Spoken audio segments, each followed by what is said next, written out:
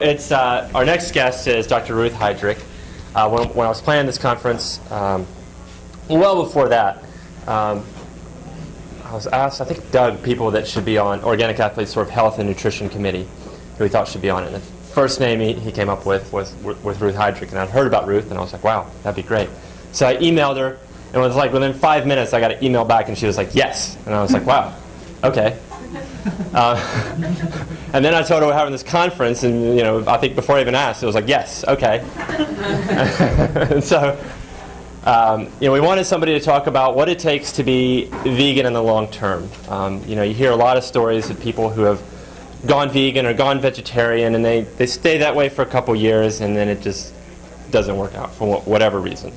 Ruth has been vegan for 23 years. She's a tremendous athlete. She's won 900 now. She's going for 1,000 gold medals in running, in triathlons. And we serve on VUNA together. We're both counselors on the Vegetarian Union of North America, so that's been an honor to work with her. I was very pleased to begin working with her. So I'm going to hand it over to her and let her talk about long-term vegan success. Yeah. Great. Thank you, Bradley.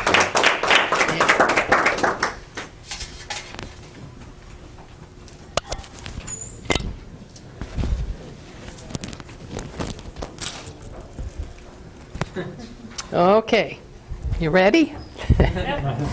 First of all, I want to thank Bradley for putting this on. The inaugural, first ever Organic Athletes Forum. That's great. Because we've got so much good information that we want to spread to a lot of other people. And it's a challenge, I'm sure you all know, if not for yourself, certainly trying to convince other people. I'm going to have to tell my story, how I got to where I am today, because I did not just wake up one morning and say, I think I'll become a runner. Or another morning, I think I'll become a vegan. Or, the biggest one of all for me, I think I'll do the Ironman triathlon. Didn't work that way at all with none of the three. What happened back in 1968, and Doug's already referred to one of my idols, Dr. Kenneth Cooper. Cooper coined the word aerobics in 1968, published a book, which I just happened to come across. I was walking past a newsstand, and here's this paperback, aerobics. I had never seen the word before, and I'm thinking, what? I got to find out what this word means. So I picked it up, started thumbing through, and it was about running and how it helped every part of the body from head to toe. And I had problems at that time, every part of me from head to toe. And I was only 33 then. The calculator's going? How old is she? Well, save you the time. I am 70 years of age and happy to be here, and I'm going for a lot more and really want to promote athleticism for our senior citizens. And seniors in running is anybody over 40. So if you're not there yet, you'll be there in a blink, believe me. It happens very quickly. Picked up this book, Aerobics, and read it in one sitting. It was so fascinating. Put it down about 2 o'clock in the morning and thought, I am going to go try this running. 1968, remember? This was when anybody was caught running, they were sure they were being chased by the police or something really strange, because when I started running, people would look at me and I'd get these weird, sometimes cars, I know they'd come right at me. But what I decided I'd better do is run first thing in the morning. So I'd get up when it was still dark sometimes and just started running one day after another, and found that I enjoyed it. I enjoyed getting out, looking at the morning. It gave me more energy. I started feeling better. I started sleeping better. The head cleared. The flat feet went, and every part in between started getting better. So I thought, this is really neat. So from 1968 to about 1974, I was just doing my early morning run for an hour. One day somebody said to me, you know, they've got a 10K race. Why don't you enter it? I had never thought about doing a race. I wonder, gee, maybe, yeah, I'm going to do it. So I signed up for it. Get up there to the start line, look around. I'm the only woman. They're all men. 1974. This was way before the big running boom and even women. So, guess who won their first gold medal? And I was hooked. I came home with that, put it on my dresser, looked at it every morning and thought, wonder where the more races are. Started looking around. And because of my training, you know, not really realizing what I was doing, I was training every morning. Anyway, that's the running part. So again, I didn't wake up deciding to be a runner. I got educated and found out that there's some really good things that happen to your body when you exercise it properly. Now, deciding to become a vegan one morning, well, that didn't quite happen that way either. I had been running 14 years, had been running races and doing pretty well, feeling like the fittest person I knew, and I'm sure I was, because I'd had this habit going. It's just get up in the morning, put on running shoes, out the door, and you run. No, should I, or will I, or whatever. I just did it just as routinely as everything else you do in the morning. 14 years later, I find a lump in my breast, right here. Go to the doctor, and the doctor says, well, I don't think it's anything to worry about. Lots of women have cysts in their breasts. This is from eating animal foods, by the way, but he didn't know that. I didn't know that. He said, let's do a mammogram. The mammogram came back negative, so he says, see, nothing to worry about. Come back in 6 months and we'll check it out. So I did as I was supposed to, and came back, and I thought it was larger, but he didn't think so. He said, no, I don't think it's anything to worry about. Long story short, 3 years later, I'm in the doctor's office. I know this time it is larger, because when I'm lying down, it is standing up like that. So I'm on the examining table, and this new doctor walks in. My medical records in his arm like this. He walks in, puts the sheet back and says, my God, why did you wait so long to come in? And I just panicked. I thought, here I've been doing everything that I thought I should be doing, running, being really healthy. I thought I was eating right. I had given up red meat years before and was eating chicken and fish and low-fat dairy, you know that story. And thought, thought I was really healthy. And how could my body have betrayed me this way? He got me up off the table, took me by the elbow, and marched me down to the appointment desk and said, schedule this lady for surgery ASAP. So that was quite a shock, as you can well imagine. I was then 47 years old, thinking, I am way too young to die. Although I did look at 50 around the corner, thinking, well, life's over with at 50, right? You know, you're too young to really get it. But when you're 40-something and you think you remember your grandparents in their 50s and 60s, you're thinking they're really old. I know with mine, I did not want to be like my both grandmothers, you know, had bodies like this and like this, and just run. My grandparents run. My parents. I mean, this was so different, and I had envisioned my life from here on out was going to be so different because I was into sports. And then this breast cancer thing comes along, and I think, my God, what happened? Well, I had the surgery. The tumor was the size of a golf ball. It had spread to one lung and my bones, and some of the doctors said, because I went to a bunch of them, saying, how could I have been so healthy? How could I have cancer that spread through my body? And they said, we don't know what causes cancer.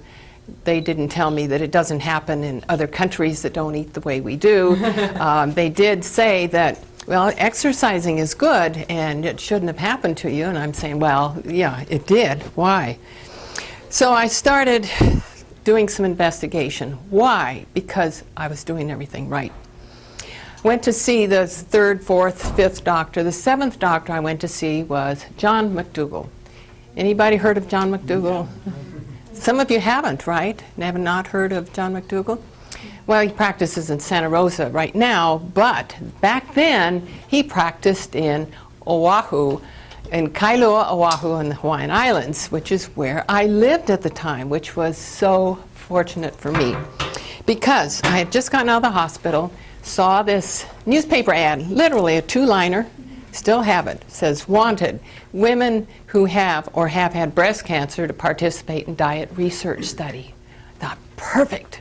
I was already a graduate student. I was well on my, in fact, all but the dissertation to a PhD in psychology. So I knew research study, boy, that's what I want to do. So I called him up and got right through. How many times do you call a doctor's office and the doctor answers? That never happened. He said, get your medical records and come over to the office as soon as you can. He greets me at the door, and I'm thinking, this is no ordinary doctor.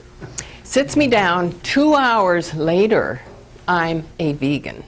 That's how quickly I made the change. And it was a matter of education. He said, the reason you got breast cancer is because of the hormones in the animal foods overstimulate the breast cells, and with your high-fat diet, and I said, no high-fat, chicken and fish. With your high-fat diet, so what you need to do is go on a low-fat vegan diet, and I just said, that's it. Signed up for the study, and he published the results in a medical journal about 4 years later, and I guess that might have helped with the discipline, although I really don't think so, because I said 2 hours, so I had brown rice and a baked potato and a big salad for supper that night.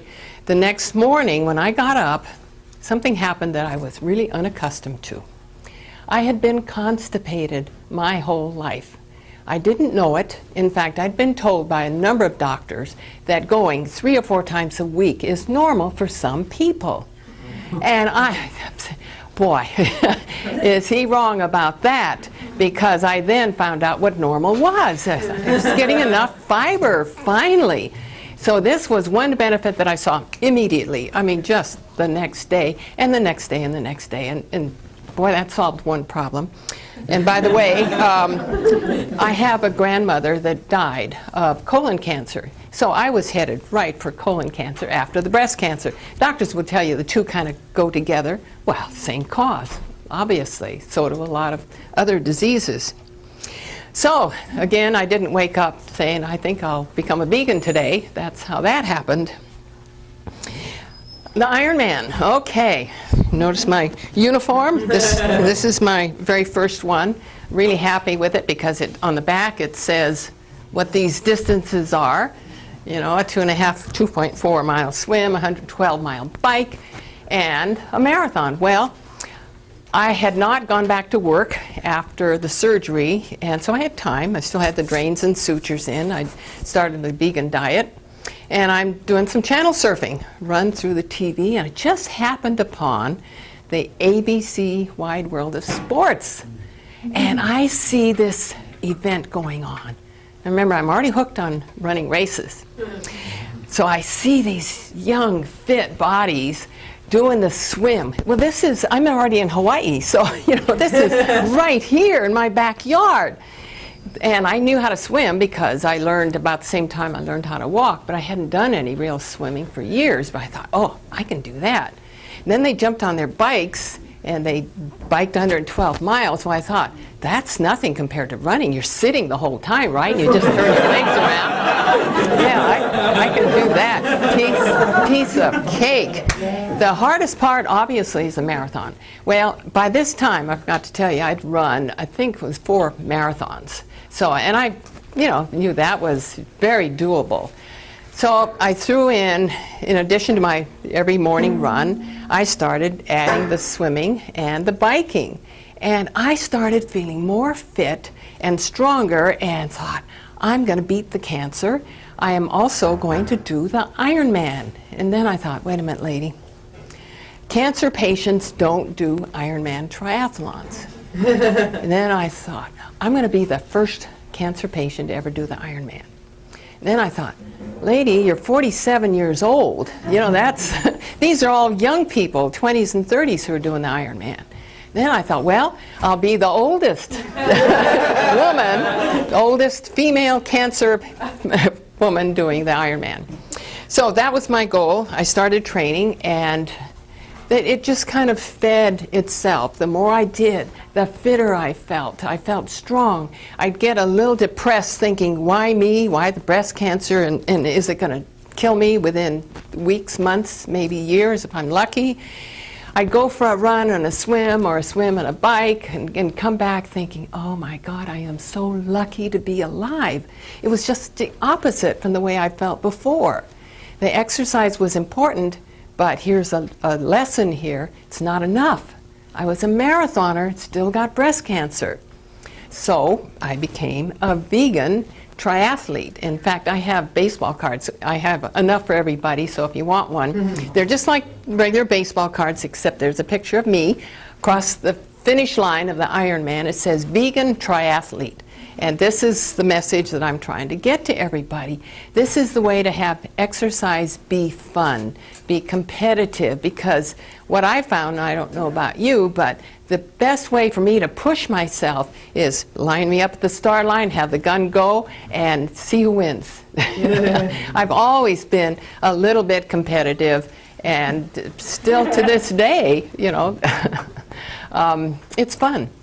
Now, in terms of advantages, recovery, so many races, 900, as Bradley said, and I'm going for more. How do you get that many races? Well, Doug Graham mentioned this morning, people don't train, they just compete all the time. I didn't quite do that. I trained every day, but I entered as many races as I could, as many as I heard about. I went everywhere. I ran the Great Wall of China. I've done the Moscow Marathon. I've done Boston. I've done New York City. Total of 67 marathons. But at this point, I was still training for the Ironman. So I did things like the Run to the Sun. Has anybody heard of this race? It's on Maui, 37 miles. Start at sea level in Kahului, and you go up to 10,200 feet. And that was one of my training runs, because I thought, if I can do 37 miles at a stretch, surely that's going to help me. And this was 2 months before my first Ironman. So I took off running, and it's getting steeper, and the air is getting thinner, and I'm starting to labor and to think, oh my gosh, I don't know if I can do this. Got to an aid station, and it turned out to be the 26-mile point. And I was getting some water, and looked down, and way down there, I could see the beach down at Kahului, and here I'd come. I thought, these legs have brought me 26 miles to here. I was so proud of myself. I've already done a marathon. Then I looked up here, 10 more miles, and they were almost straight up, and I thought, oh my God. Then I said, lady, if you think this is tough, just wait till the Ironman. And that just energized me. It just got me going again. Crossed the finish line, and guess what? Another gold medal. There weren't a lot of women in their late 40s, and that is one of the reasons why I did so well, but not always. There are some that I really had to bust my butt to get across the finish line before they did. And it just made me stronger. Looking for other races, well, there was, I remember one time, Alamoana Park, there was a state championship 5K. And here I was going for state records because they were so soft. I mean, most women thought running, how many of you remember back a few years ago they told women not to run because their uteruses would fall out? You know, literally, one medical doctor thought that that's what would happen. And then all the rest thought that running was going to wear out your knees, that cartilage from running was going to destroy knees. So there weren't a lot of people, women, especially older women, running. So I was going to set a new 5K record at Alamoana Beach Park, and that race started at 7. Well, there was a triathlon in Kailua on the other side of the island that started at 8. And I thought, wow, what training for the Ironman. What I'm going to do is do the 5K starting at 7 o'clock. I'll be through by 20 minutes after. Park the car right by the finish line. I'll have them hold my gold medal, right?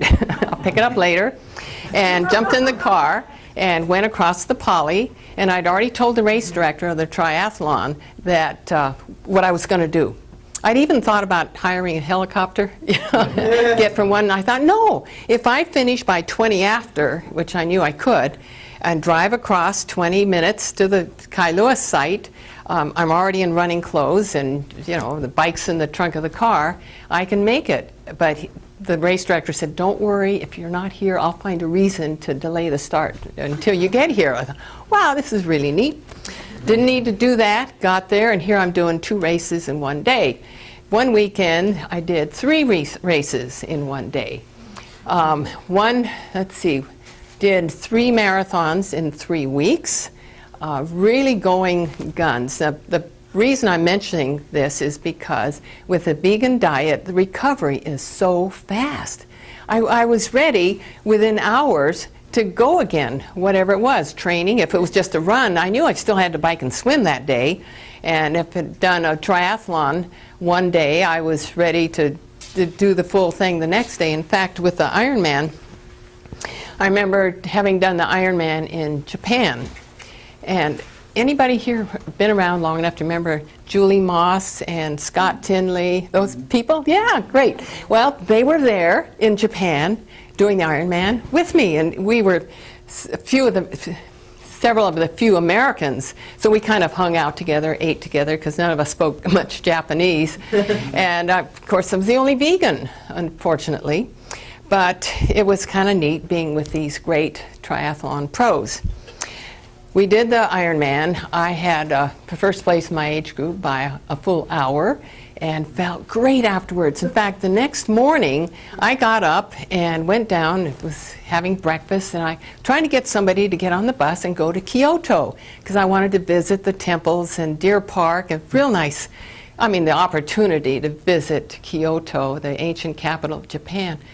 They were all so tired, so sore, I couldn't get anybody to go with me. I thought, these are youngsters. How come they're beat? Well, obviously you didn't race hard enough. Well, I think I did. But anyway, I got on the bus, and here I'm all by myself, this 2-hour drive from Hikone to where the Ironman still is, to Kyoto. And I'm looking around, the only... in Hawaiian, we say haole. It means, white person. On the bus, the rest are all Japanese, and nobody to talk to. And I'm looking at the scenery after a while. And I see this rolled up newspaper in the pocket, in the seat in front of me. And I thought, it's all Japanese. I can't read Japanese. No point in looking at that. And I thought, maybe they have some pictures. So I open it up, and there, oh my God, there's me in the paper picture of me right after finishing the Ironman, and I let out this yelp, and everybody in the bus, of course, is looking at me. The guy sitting right here says, I'm a professor of English at Kyoto University. What does it say? And so I said, that's me. I just did the Ironman yesterday and got a first in my age group, and the article wrote up said, American woman, 54, does Ironman, conquers Ironman, conquers cancer. And of course in Japan, cancer is a real big, scary thing. So he stands up, reads the whole article to everybody on the bus, and I'm thinking, I'm in a movie. This is just, I can't believe this is happening. I'm alone. Nobody's going to believe me when I tell them. There was extraordinary circumstances that this came about. So is that going to lead to positive reinforcement? Right, yeah. Oh, I can do more of this. I did the Ironman in New Zealand. Well, to back up just a bit, I got, right after one of the Ironmans in Kona, I got a call from Continental Airlines. And this is the sports promotion director. He said, how would you like to be sponsored by Continental Airlines? And I go, oh my God. Sponsored? He said, yeah, they have an Ironman in New Zealand, don't they? And I said, yeah.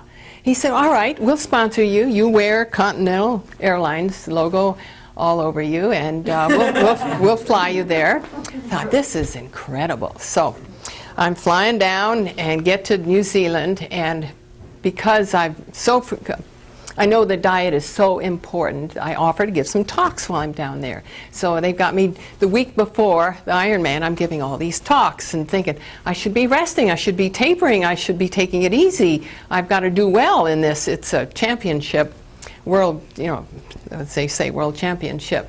But I couldn't pass up this opportunity, so I'm talking to all these people. The next day I'm doing the Ironman and cross the finish line, look back and see where second place is. Because I knew who she was, another American lady, Joyce. I said, "Where's Joyce?" "Oh, she's a half an hour back." So I said, "Oh, good, okay." So then the newspaper, because the publicity, the New Zealand Cancer Society had done a bunch of publicity on my talk, so all the media was there. So as I'm crossing the finish line, there are all these flash bulbs going, just like this, and the reporters all asking me questions. I have a host who's the translator for me, and I'm doing all these interviews, and I'm thinking, my God, this is incredible. What have I latched onto? This is amazing, amazing experience. The next morning, I go to get the results of the, printed in the newspaper, New Zealand Herald. There's only one newspaper in New Zealand. I take that home, and I wanted to take a bunch of copies home. So I walk to the convenience store across from where I'm staying, and there's a stack of newspapers. It's a Sunday paper, and it's this high. And there's my face on the cover. The picture is this big, and the headline, 2 inches high, Ruth, a woman of iron. And I thought, oh my God, this is amazing. Just again, like being in a movie. Couldn't really believe this was happening. The recovery part of it, well, same thing. I said, okay, who wants to go do something today?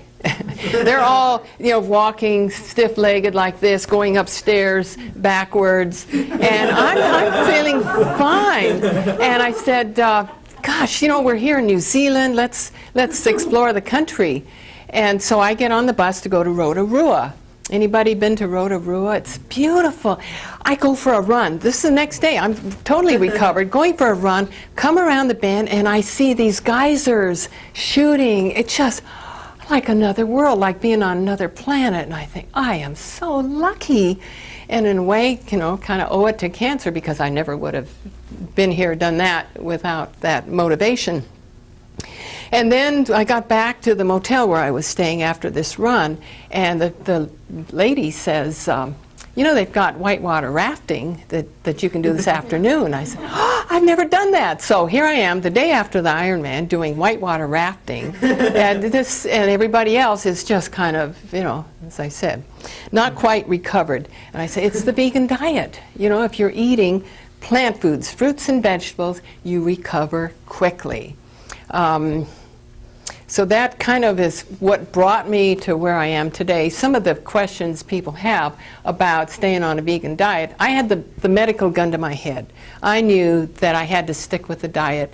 Did not find it difficult at all. Found the foods, plant foods, so tasty. Thought, how come I never tasted this good food before?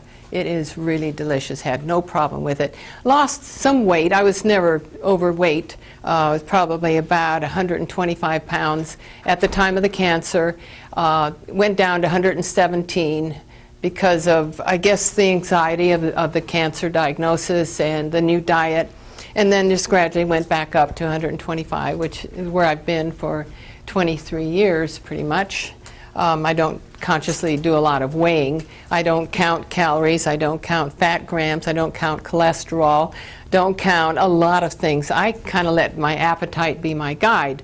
I eat lots of fruits and vegetables, raw. I've been raw now for about 5-6 years. I'm not a religious fanatic about it. I make exceptions, hopefully fewer after this conference, on the way home. Right, Bob? We're going to be a little more strict on the raw foods. Let's see, what are the other objections that people have had problems with? Losing weight, that'll normalize after a while, because what most people need to do is just eat more. And isn't that fun? It tells somebody, oh, you just have to eat more. And in terms of energy, I had energy to burn. I always have energy to burn. I have trouble going to sleep at night, calming myself down, being too tired. Wake up most of the time just ready to go for a run, regardless of what's going on. I bike an hour a day. I probably do in Hawaii, when I have my usual routine, I'm not traveling, I do a mini triathlon every day.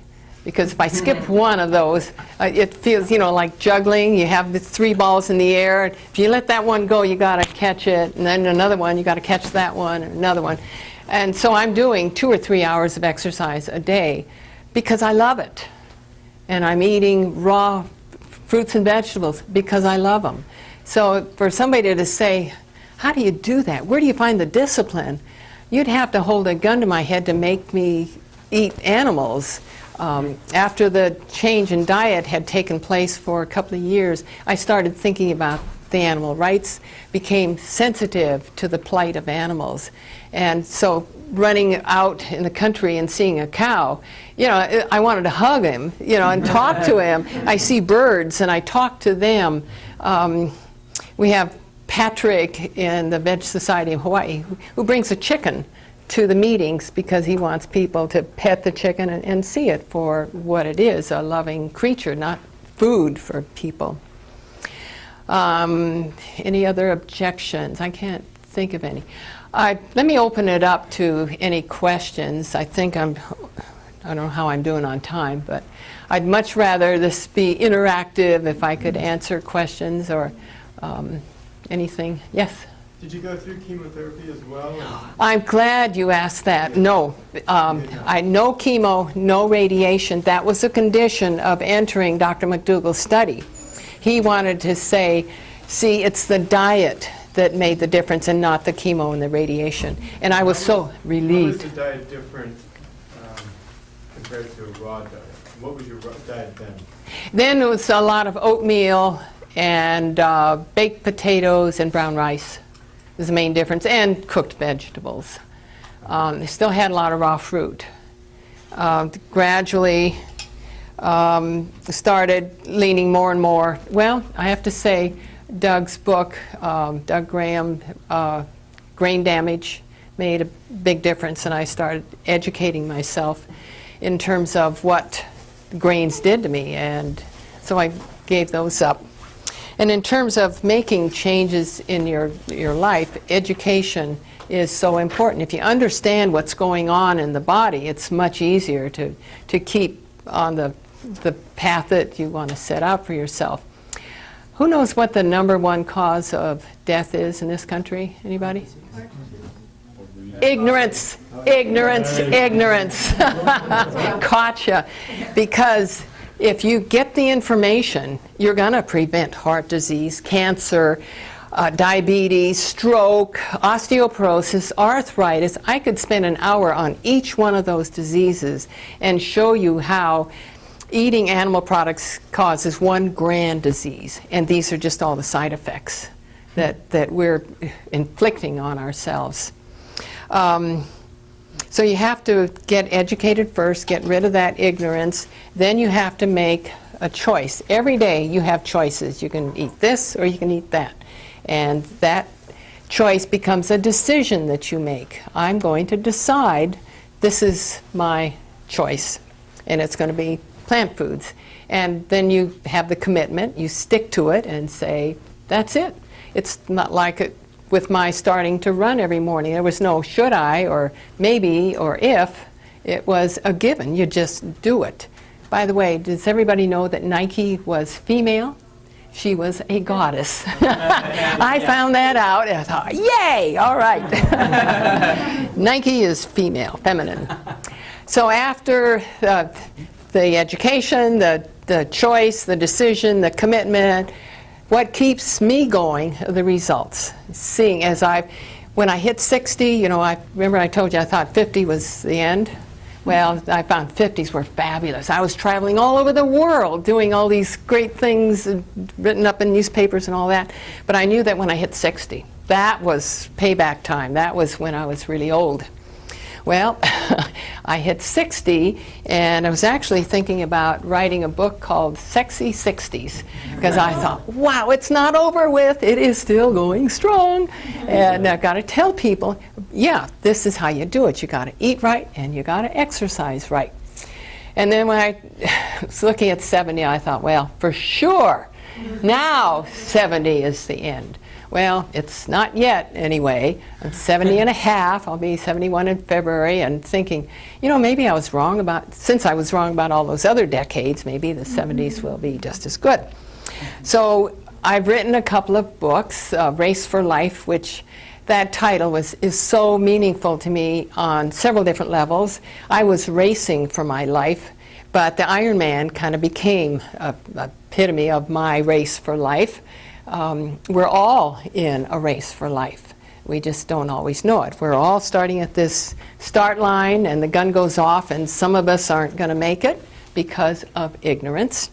And in fact, it was Dr. John McDougall who kept saying, I guess it was after my first or second Ironman, he said, you have got to write a book. You have got to tell people what I try to tell them, but they won't listen, and here you're living it. So that's when I wrote A Race for Life, and that's out there. And then a year and a half ago, Martin Rowe, who's one of the founders of Lantern Books, said, why don't you write a book on elder fitness? Well, elder, as Roz can probably tell you, elder is the same as in England as we have senior here. And I thought, elder, you know, that's kind of a strange name. I said, how about senior fitness? And he said, oh yeah, okay. So senior fitness just came out this year. And I have a chapter on each one of the top 10 killers of Americans and how each one of those diseases is affected by diet and exercise. They're both so important. You can't have one without the other. I go through the top 10 drugs that most Americans are on, prescription and non-prescription drugs. You go through the pharmacy and you look at this array of drugs that people can buy. It's incredible. From acne medications to zinc, zits, that's the same thing. Everything in between. Heartburn is from eating animal products. Constipation, I already told you about. Arthritis. My arthritis disappeared. I'd been on arthritis medication for years at the time of the change in diet. Dr. McDougall says, stop that drug. You don't need it anymore. And he was right. Whatever medication, there's usually a reason for not having to take it by changing your diet and exercise. Okay. Any more questions? I've started off again. Yes? Do you supplement with anything? And also, what do you eat before you, in the morning, do you eat breakfast before you Okay. go? Two in one questions. Do I supplement with anything? B12 is the one thing that I've been watching. I didn't need any kind of supplement before. In fact, when I went in to see McDougall, you fill out history, you know, all your illnesses, sicknesses, drugs you're on. I wasn't on any drugs other than the arthritis medication, which is very similar to Vioxx. It does the same thing to my body. But I had the list of supplements this long. I was taking everything, along with, you know, having switched to chicken and fish, thinking I'm doing the best thing. He looked at that list and he says, my God, why are you taking all these? And I said, I was just trying to be healthy. He said, stop them all. You don't need anything. B12 was the special case, and I monitored my B12 for 18 years. My B12 levels were fine. Then they started dropping. So I supplement with Red Star nutritional yeast and still monitor. I'm not sure that's the best way to do it. Sometimes just pop a B12 pill, but this probably long term. Do I eat anything before? No, I can't. For some reason, if I eat first, anything first, it just kind of sits there, a big heavy lump in my stomach.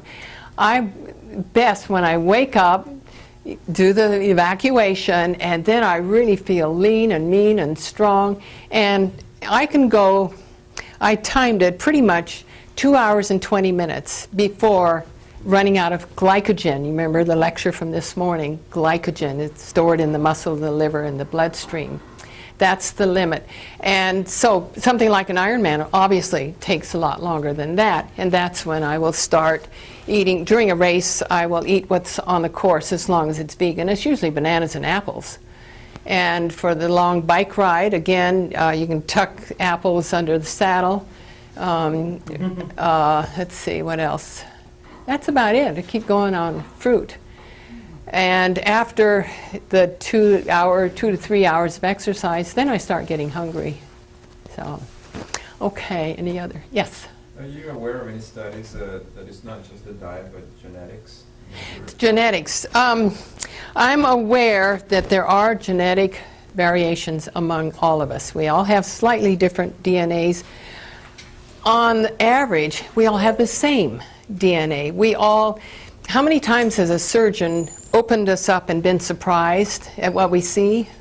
Not very often. Everything is fairly predictable. We have our lab tests within this range of high and low, and we all fall within that. Very few exceptions.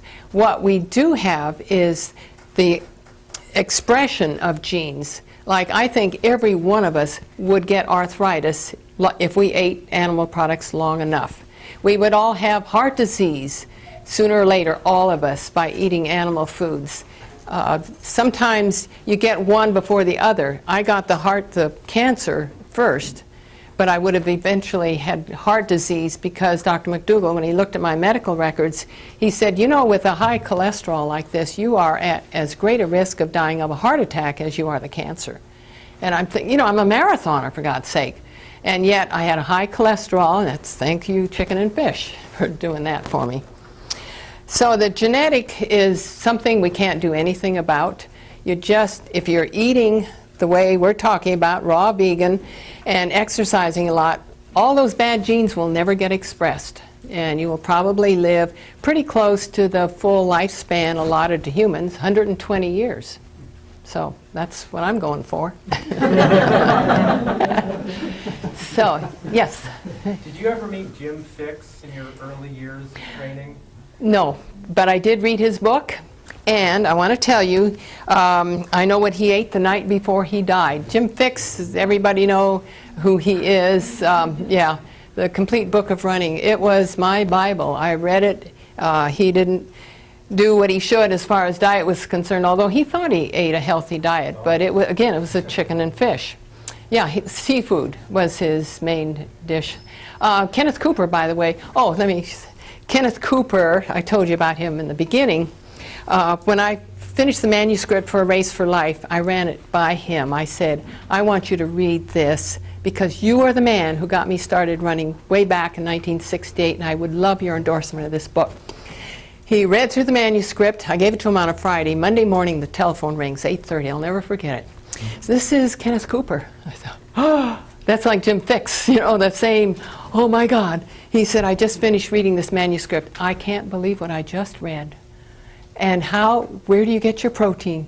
He honestly said that. And then he said, and I don't see where you get your calcium.